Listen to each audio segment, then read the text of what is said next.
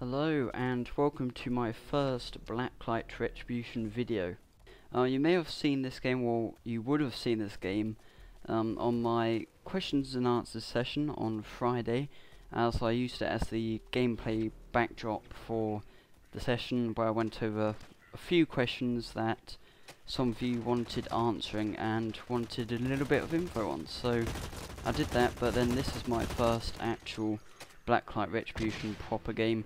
So I'm playing a bit of Capture the Flag in this episode, and there won't be many episodes of this, and they'll probably be rather infrequent in the sense that there's probably no point uploading these regularly, as the gameplay I suppose is pretty repetitive, and from a YouTube point of view I'm sure like you've probably seen this game before, or either it's basically like every video it's going to be the same practically. I'm going to get killed, I'm going to kill people, so they'll be pretty infrequent, but occasionally I'll do videos on it because it's quite a fun game, but I don't want it to be too boring for you to have to watch many of them, so to say. This is a post commentary, you may have noticed, because I'm not speaking kind of directly from what's going on in the game. You may notice I've died a few times. I'm not amazing at the game, just to warn you, so don't expect this don't watch this if you're hoping for excellent gameplay and an epic player, because I'm not that good, and especially Capture the Flag I'm rubbish at, as in my point of view it's just like how many people can you kill. That's how I work on this game. So Capture the Flag isn't my favourite type of game. If we just go on a bit of the background of the game, you may have known there was another version of this game. I can't remember what it's called, but it's Blacklight something, and it was made by the same developers. I think it was free to play, or either it wasn't, but it wasn't very successful. It wasn't a great game and didn't really work out very well for the developers. But they brought out a new one. It's based on the UDK game engine, so the graphics are pretty nice, DirectX 11 and everything. You can see there's quite a few nice shaders with the reflections on the floor. You've got the stone there, which looks quite shiny, so very nice shaders. And surprisingly, you may be looking at this thinking, oh, you probably need a pretty high-end computer to play it, but on my laptop, which I can switch between either the integrated graphics, which are just, I mean, it's not even the Intel 3000 graphics from Sandy Bridge, it's before that, and I can actually play this on the integrated graphics. Just under 25 FPS, I think it's about 18 FPS, but it's playable on low settings. Obviously then when I go to the discrete graphics I can play it on high, but you don't need particularly good GPU to actually play this at all. So probably if your computer has a discrete graphics card, you can probably play it over low without a problem. Which I don't know how they've managed to do that, because it looks amazing, but surprisingly doesn't take a lot to run. So that's quite nice. So it's opened it up to quite a large audience, because many people can play it no problem at all. So moving on, I'll go over a bit of the kind of model of the game and how it works. So I suppose you can see it's the same kind of business model as TF2. In the sense that it's free to play, but you can buy items, but at the same time you can save up and get items. So obviously you can delve straight in and just think, I'm going to buy this for like, they don't actually use direct money, but you buy points, which you can then purchase items with. And you can also save up with in-game points, which you don't have to pay for.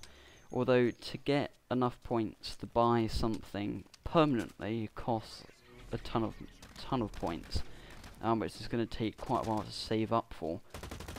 But in my point of view, what I think is quite good is that you can see the gun I'm using here. This is a player-made gun, so it was custom made by a player, and of course I could obviously build the parts myself and build it from scratch by buying the parts, but that would require probably like 100,000 points, which would take a long time to get. And what's quite funny about this is that half the parts on this gun I'm not even the correct level to have, so I couldn't build it anyway.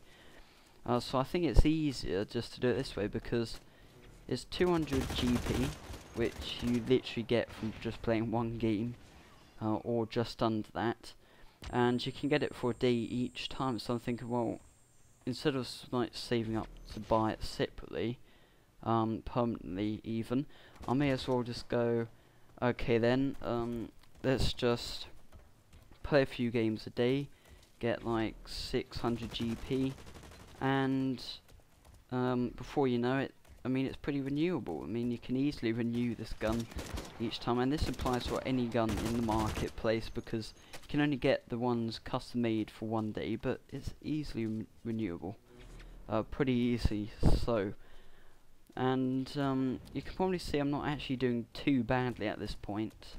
I don't think I'll show you the scores until later on, but I think I went top for a little bit, but then because it's capture the flag, it's not about kills. Although I did actually get the most kills by a mile, I think, at the end of this game. So I didn't do too badly on that front. But of course it's capture the flag, so kills don't particularly matter. If we look at another perspective of the game, you've got many game modes. There's like your typical team deathmatch.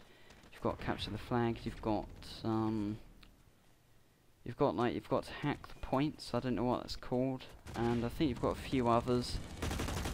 So there's plenty of game modes, and I think what's quite nice about it is the style of the game, because I think without this futuristic type feel to it, it wouldn't do anywhere near as well as it's doing at the moment. And I say this because if it's just like Call of Duty, like the same kind of gameplay and like based in the same time, it's probably not going to go down anywhere near as well as that. Quite simply because many people have Call of Duty already. Although having said that, if it were to be free to play and like Call of Duty style, then maybe it would do well. But I think this unique kind of base game play has made it pretty popular because it's set in the future, and I think it's actually set me up quite well for Black Ops 2 with the future style, because I know Black Ops 2 is going to be set in the future, which is quite nice, I think. I just got killed by a guy in a hard suit, you will have seen there, and there's no surefire way to kill them actually, apart from if you get an armor stinger. They do recommend you shoot them in their weak place, but I'm thinking by the time I start shooting, I'll be dead. So yeah, they are pretty tough to kill, unless you've got an armor stinger. I'm trying to think of what else I could say. In fact, I was going to mention like a few goals or stuff to come on the channel at the same time. So you may know that we're currently on 49 subscribers. That could either go up or down since I've said this. So we're on 49, and I'm hoping to get to 50. That is my kind of goal. Well, my first kind of subscriber goal is to get 50 subscribers. And this number, I mean, it hasn't actually hit me yet that I've got 50 subscribers, and I don't know if that's because now I've got to it doesn't feel the same. Just thinks like, oh, I've got 50 subscribers. But in my opinion, I think that's an achievement in itself. I mean, obviously compared to many other channels, it's pretty much nothing. It's less than 1% of their subscriber base, but I find it a real achievement that I've almost hit 50. And obviously, because I'm still going to school, it's almost coming up to the summer holidays. In fact, this Wednesday coming up, I'll be off school, and at that point, I'm just going to sort out a whole upload schedule, because I've got a whole holiday to make videos. I've also got my job as well, but I've got plenty of time to make videos nonetheless. And not only will you be expecting one video a day, I think there's quite a good chance that there may be one or two on some days where I've got a bit more time. And because I've got so much more time on the days that I usually can't upload, like Thursdays and Sundays, I think you'll see that I'll have enough time before then to make a video, and I'll keep it and upload it next day, kind of thing. So I think the schedule will be you'll have to sort out kind of when I do Tech It, when I do Minecraft, all of that. I think we're just about to come to the end of the video, but I hope that's got a feel for Blacklight Retribution and gone a bit about how the game works. So I hope you have enjoyed this video, and I'll see you next time. Remember to like and subscribe.